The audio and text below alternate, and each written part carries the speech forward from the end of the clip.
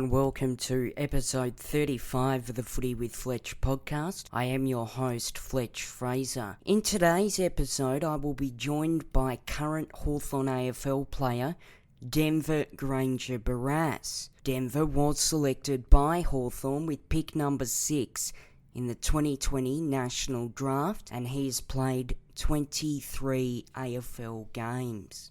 Hello Denver, thanks for joining me today. How are you? I'm good, thanks, Fletch. How are you? I'm going well, mate. I'm doing really well, thanks. You were selected with pick number 6 in the 2020 draft from Perth. What was that sort of like for you, being drafted in COVID and all of those issues? Yeah, I was lucky being from WA during that time. A lot of the big players didn't get a single game in until the very end of the year. So the waffle season got postponed. I was playing seniors and it got postponed quite a bit. So they only ended up having an 8-round season. But it was a good experience. I loved it. It personally was mentally challenging as well. I was working at Bunnings at the time and things like that. So, but yeah, being able to actually train and play some football through the year was enjoyable, and it also put me in good stead for the draft coming out of WA. So I was pretty lucky in that regard. Now, obviously, you had to move interstate and were an interstate draftee. What sort of was that experience like for you? It must have been a bit challenging at first. Yeah, it was. It definitely was. I came over I think it was about a week or two before Christmas, just for a week. Obviously, with COVID, things were pretty hostile in terms of closing of borders and things like that. So, yeah, they didn't want to push it too much, and even with the break and players being in the hub and things like that, I think they had an extended break, and things like that. So, no, it was different for sure. But I was living with Tim O'Brien, who's now at the Bulldogs, for a bit. Spent a bit of time with him, getting used to the Melbourne life, I guess, but also the elite performance side of it as well. Living with Tim, which was really enjoyable. And then, yeah, moved into a host family probably after about 4 weeks in the new year, with all preseason and everything like that. So it was pretty challenging, but at the same time, it was a lot of fun. COVID had just started dying down. There was a lot more freedom. So I got to enjoy Melbourne a lot more, and it was very, it was a very good experience, especially early on. Did you have any particular players early on in your junior career that you modelled your game on? I was a massive fan of Alex Rance for Richmond. Naturally, I think one of the best defenders for a long period of time. I just loved the way he had a bit of tenacity about him, and but he's also known he got the job done week in, week out, and that's something I aspire to be like. So I actually had a dinner with him last year. Chris Newman, another Richmond legend, invited him to a dinner with all us backs, and yeah, it was really good just to sit and listen to him. He actually went to my high school, Helena College, so there was a little bit of a connection there, and it was good to chat with him, but also just listen a lot and take on what he sort of spoke about. Now, that dinner that you had with Alex Rance, Chris Newman obviously invited him. You touched on it briefly, but what did you sort of learn from such a great defender in Alex Rance? I think a lot of the things that he spoke about were surrounding feedback and the ability to take feedback and run with it and also learn from it, but also giving feedback, which in turn holds yourself accountable to those same things. So yeah, he spoke a lot about being really hard on his teammates, but also he spoke about that making them be hard on him and then make him a better player. Can't remember the player he was referring to, but it was a senior player when he first got there, and he told him to run to the cone, all the way to the cone, not to pull up short. And everyone sort of looked at him like, what? Like, what's this guy doing? First year player, but ended up pushing the feedback within the Richmond Football Club. And I mean, team success was what followed, wasn't it? It was indeed, and obviously the big part about football is team success. At the moment, Hawthorn are sort of rebuilding, and what is sort of the sense and the mood around the club at the moment? Oh, it's got its ebb and flows. There's no denying it. You have performances you wish you'd want back at both levels, VFL and AFL. We went to Gold Coast, and both teams had a rather poor performance, and you can be pretty somber, especially initially, but something Sam, being so new out of the game, realizes that phase isn't very beneficial for anyone. So to move out of it as quickly as possible, to take learnings and to look forward to the next week is really crucial. So just getting it in out of the mind, but also taking a lot of learnings from it to make sure that we can improve and make sure we're not doing the same things and making the same mistakes. Now, early on in your career, you wore number 38. You now wear number 24. What was sort of the reasoning behind that change? Well, yeah, 38 was just given to me. It was sort of the way you were drafted, was where you sort of got put at the top of the end.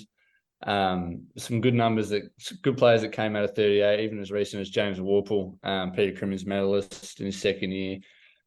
He wore 38, and he was sure to tell me about it when I was in it, which was cool. But a lot of legends, especially legendary backmen, come out of the number 24. Ben Stratton, most recently, but also you got Peter Knights, one of the greatest ever, wore 24 for Hawthorn, and it's really cool. On our lockers, we've got up the very top pretty much all the greats that have worn your number, as well as premiership. So premiership players, but also like total games. You played over 150 games, your name goes up there, and yeah, it's just cool to be a part of that history, and I hope to add to it one day. History is such an important part of football. I was listening to a previous interview that you were interviewed in and completed, and you mentioned there was a time out on the field where you played against Lance Franklin. Can you run us through what sort of happened during that game? Yeah, buddy, he's obviously he's a legend of our game. We're lucky to still have him playing and passing on his knowledge, of course, plus also bringing his flair, which he's always had in his career. I was just playing against Sydney, and I think Frosty, Sam Frost had the lineup on him, but at one point he was off or something, so I ended up on him for a little bit. And I like to be a little niggly and talk a bit of smack and things like that. So I think he pushed me in the back, gave away a free kick, and I turned around and said something to him like, you're soft as or something like that. And he just looked at me and laughed like, what is this kid even doing? Like, don't talk to me. And then I kicked the ball and we got outmarked. So they marked it. And before they'd even marked it, he turned around and gave me some lip back. And I was having a little giggle, but then he led for the footy and took a mark and kicked a goal. Just like that. So off the back of me saying one little thing, it's the first thing I've ever said to him. He kicked a goal and then laughed at me in return, which is absolutely fair. I love that sort of stuff. So what do you sort of learn from playing on a player like Buddy?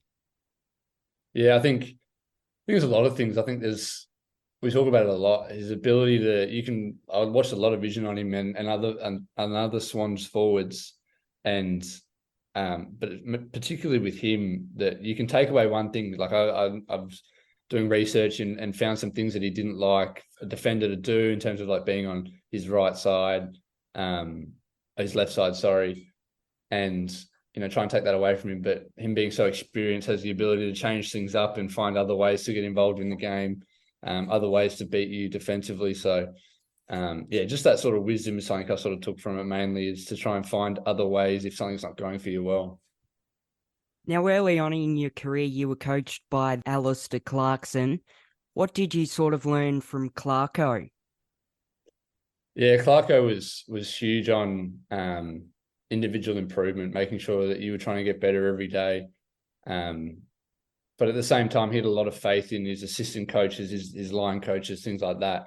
So you wouldn't be dealing day to day with Clarko. But the good thing about Clarko is when you did get time with him, he was very driven to make sure that time was specific to you, and he was very engaged always, which was really, really cool. And that's something I took from Clarko in terms of his relationships.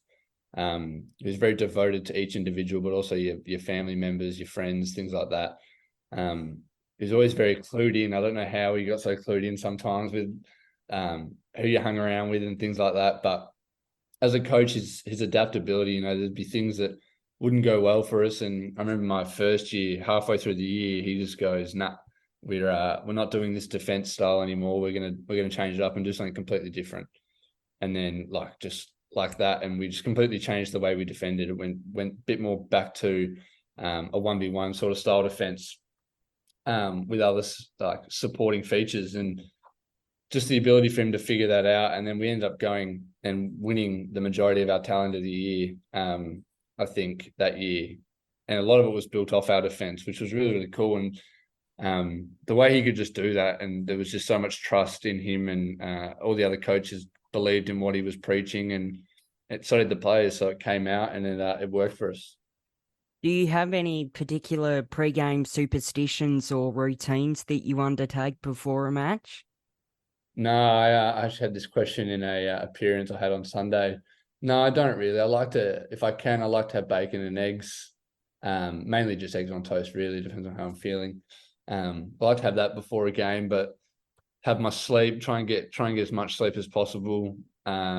Waking up at least 4 hours before a game. So if we have a 12 o'clock game, I'm up at 7:30 or 8. Things like that. Nothing too crazy, but a lot of it's like high performance based. Peter Burge, who's our high performance manager now, does a lot of work with us in terms of that, like try not to dehydrate yourself in the hotel rooms that we stay in sometimes by having, the bath filled with water so the aircon can draw from that. Little things like that, super minor, but trying to get all those things right to put myself in the best stead. Now, what do footballers usually do on their days off and in their downtime, yourself personally? Yeah, it's a good one. So there's a lot of the boys at the club play golf. I think golf's probably the most common outdoor activity that the boys will go and do. Me personally, I like on my days off, I like to go get some brekkie at a cafe. I like to try new cafes out with my partner. We like enjoy traveling around and finding little niches and things like that. So that's sort of my little day off activity. But sometimes I'll dabble in golf. I'm not very good though. I need to work on the swing. Golf, it's a combination of a lot of things. I think that's the case with a lot of the boys, but there is a few of the boys that are every day off. They're out in the golf course getting better. So maybe one day I'll get there. You mentioned going out for breakfast. Do you have any go-to cafes or a go-to coffee order? Coffee order is just a regular latte, and then depends on how it tastes. If it's not a very good blend, I'll throw a sugar in there. But yeah, I like to try everywhere. I think we recently went to a place in Box Hill, near City Oval, called Mr. Robertson, I think it was called. A really nice cafe, beautiful environment, things like that. That's sort of what we go for, and we end up going back there not too long ago. So it was pretty good. It was enjoyable to go back again. So I'll just keep doing it, I guess, trying to experience new things. Now, obviously, you mentioned Box Hill, and the Box Hill Hawks and Hawthorn have a fantastic alignment. What is it like to be involved with that alignment, and how beneficial do you think it has been on your career? Yeah, I think it's been amazing. I think my very first year, it was different with Sam knowing that Sam was going to take over and trialing his game style at Box Hill level, and then playing under Clarko when I went into the AFL, having a different sort of game style, that became a little bit difficult. At the same time, they made adjustments which made it a lot easier to transition between the two. But we had Clinton Proctor, who was the coach last year, and Zane Littlejohn, who's the coach this year, and it's super aligned. So the way we play is no different to the AFL team, and it's really good because when you do get your opportunity, you know exactly what you're going into. You know the things that you've been doing work in the game style that we're going to be playing at AFL level. So it's been crucial. It'd be hard to develop and get better playing a different game style and then be expected to change that when you play AFL. So having those two aligned could be crucial to a lot of people's success, and I think it's definitely helped mine. Now, Kate Simpson has been brought on board as an assistant coach for the Hawks this year as the defence coach. What has it been like to work with Kate, and what have you sort of learnt from him? Yeah, Kate is a 300-plus game player, super knowledgeable, especially on field, with things, especially being so fresh out of the game. He knows how players are feeling. He understands what happens and why it happens and things like that, which is really, really cool. He's also very young and like at the same time an experience in the coaching role, but his ability to take on feedback at all times and want to get better for us is a crucial part to why we think we connect so well with him as a backs coach. He truly does want the best out of every player that plays under him, but also everyone in the team. So very often you'll find him on the track coaching and even like it can be something as minute as where to place your hands when you're trying to do a body spoil, things like that. So that, to have his experience and so fresh out of the game, his ability to relate to in-game situations has been amazing for us this year. He's a fantastic footballer, and it's great that the Hawks have him on board as a coach. What do you think have been some of the biggest lessons that you've learnt throughout your career so far? I think the speed of the game is the biggest one. I think I've always prided myself on the ability to read the game and have faster reactions than my opponents. And I think you get to a higher level where a lot of players either have that or are developing it. So your reaction time's got to be even quicker. And, momentary lapses, probably one of my biggest lessons is that how costly momentary lapses can be. Whether it's, losing your forward and he gets behind you and he's running out the back, and, a gap as big as 5 meters is enough for them to kick goals these days. And it's exciting at the same time as it is scary. I think that challenge to stay mentally engaged the whole game, it can be very challenging, but it's also very rewarding when you do it, because normally individual success and individual performance is good following that. So definitely my biggest lesson has been to make sure I try and stay mentally engaged throughout 4 quarters. Have there been any specific areas that the coaches at the Hawks have asked you to work on to get back into the senior side? Yeah, definitely. I work really closely with Adrian Hickmont, who's one of our other coaches. He's a development coach from West Coast, and does a lot of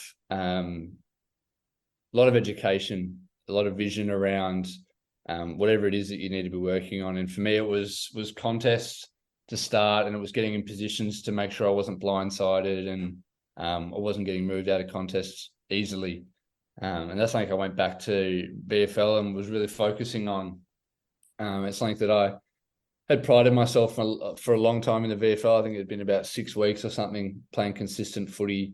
And they were really, really happy with my progress, and I wasn't getting beaten very often, but also at the same time, I was having the ability to bring my strengths, which is to come off, intercept and start up our offense that way. So, Hick's been amazing. Hick and Sam work very closely together. So I know that whatever Hick's telling me is exactly what Sam wants. And, I know that I want to improve it to try and be the best teammate I can be at both levels. So, definitely been working with Hick to make sure that those strengths and weaknesses start to come together and make sure that they're getting better and better each week.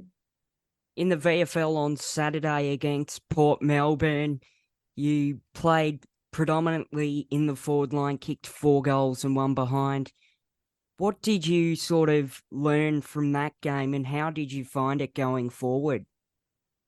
It was good. It was interesting. It was a little bit easier than normally going forward. I was blessed with the freedom to sort of just go down there and figure it out. I wasn't worried about structures. I was told not to worry about trying to position anywhere, just sort of make sure I had space in front of me, and gave myself the best opportunity to help the team, whether it was up the ground or whether it was deep in our forward 50.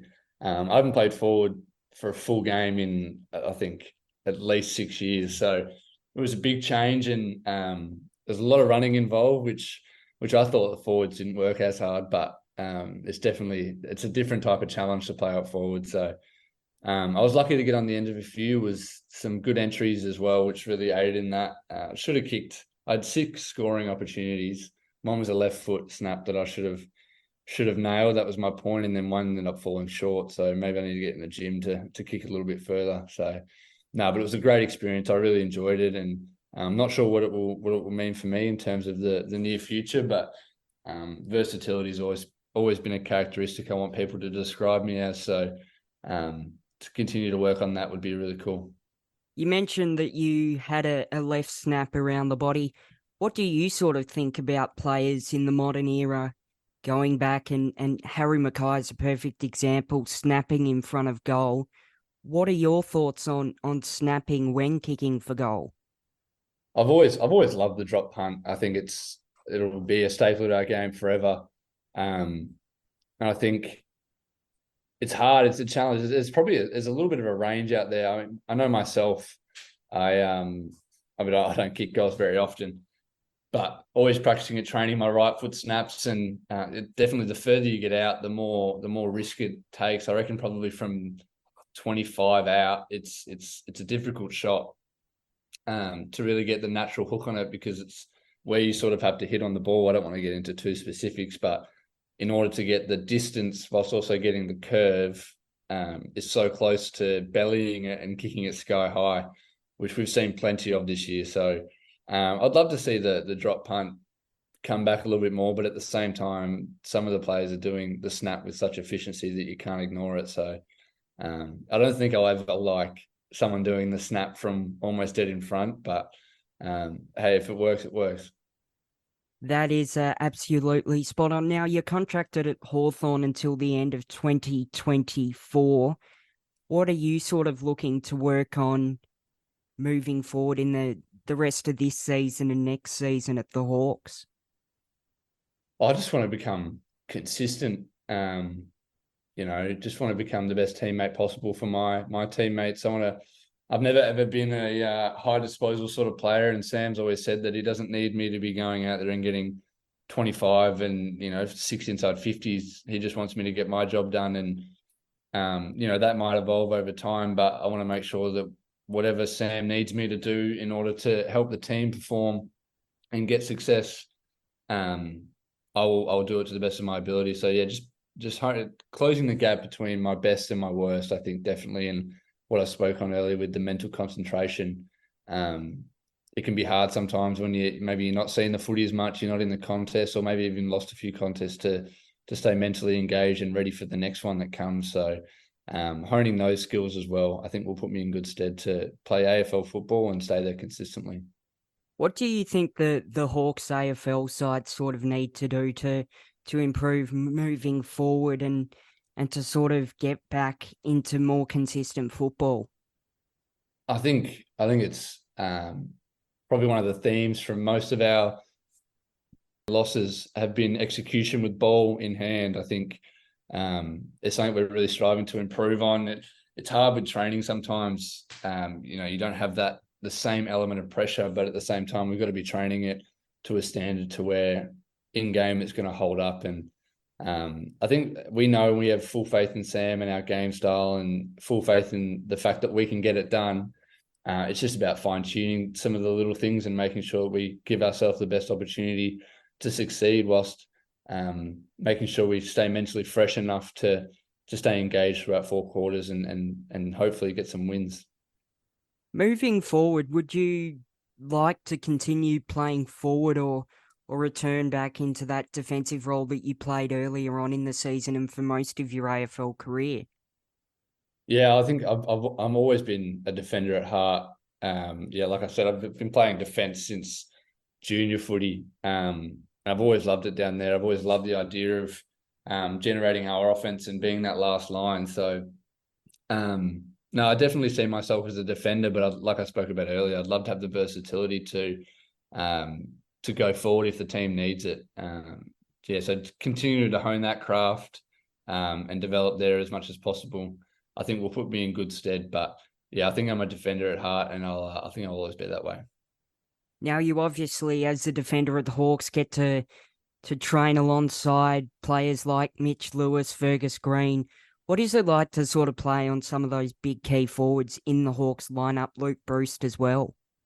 Yeah, I think my height and I guess my agility in some senses has given me the ability to play on different sizes. I remember last year playing on Luke Bruce in match sim, and that bringing its own worries in a way, because we were playing the Western Bulldogs that weekend, and I was going to be playing on Cody Waitman. I think it was the last round of the season, and yeah, so they told me to match up on Luke Bruce during match sim during the week, and picking his brain after the match sim, I just tried to stick it to him as much as possible during training, which I know he loved and I know he appreciated. But then after asking heaps of questions about small forwards and, what do you like to do? What don't you like? What annoys you that a defender does? Things like that, sort of giving myself the best opportunity to learn and make sure I can and perform at that weekend. So it's also good. It's Mitch Lewis is a rising star, really. He's still got so far to go in his own journey, and I can't see a ceiling for him, to be honest. He trains with such great intent and desire to get better that I think he'll continue to explode onto the scene. It's always hard to play on him in match sim because he's so versatile. He's very quick, he's fit, he's great in the air, and he's good. He's nice and strong. So, just trying to become more comfortable in those situations, in one-on-one situations with him, I think is definitely bettering my footy. We talked about Lance Franklin a little bit earlier. Who do you think would have been some of the other key forwards that have been some of those tougher opponents for you? Yeah, I think Jack Rewalt is one against Richmond. I think it's just his wisdom, his ability to do crafty things. Like I vividly remember one of the first contests on the wing. I was in a really good spot. I was holding him out, and he spun me within the contest and made it so I couldn't see the ball and I couldn't turn around either, and then got called for a blocking free kick or something like that.